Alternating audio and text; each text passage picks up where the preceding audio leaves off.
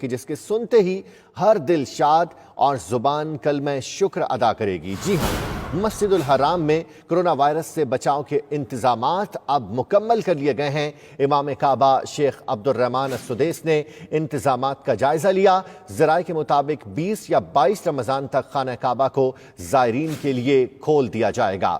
اسی بارے میں آپ کو مزید بھی اپڈیٹ کیا جائے گا۔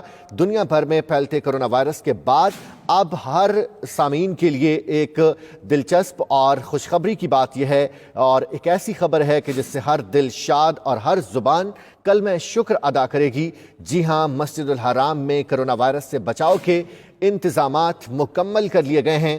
امام کعبہ شیخ عبدالرحمن السدیس نے انتظامات کا جائزہ لیا ہے اور ذرائع کے مطابق 20 یا 22 رمضان تک خانہ کعبہ کو زائرین کے لیے کھول دیا جائے گا۔ مسلمانوں کے لیے بہت خوشی کی خبر ہے اور اس خبر کو سنتے ہی ہر دل شاد ہو جائے گا اور ہر زبان کلمہ شکر ادا کرے گی۔ مسجد الحرام میں کرونا وائرس سے بچاؤ کے تمام تر انتظامات مکمل کر لیے گئے ہیں۔ امام کعبہ شیخ عبدالرحمن السدیس نے ان تمام تر انتظامات کا جائزہ لیا ہے۔ ذرائع کے مطابق 20 یا 22 رمضان تک خانہ کعبہ کو زائرین کے لیے کھول دیا جائے گا۔ یہ ایک ایسی خبر ہے، دنیا بھر کے مسلمان اس خبر کا انتظار کر رہے تھے اور اب آپ کو بتا رہے ہیں کہ مسجد الحرام میں کرونا وائرس سے بچاؤ کے انتظامات مکمل کر لیے گئے ہیں۔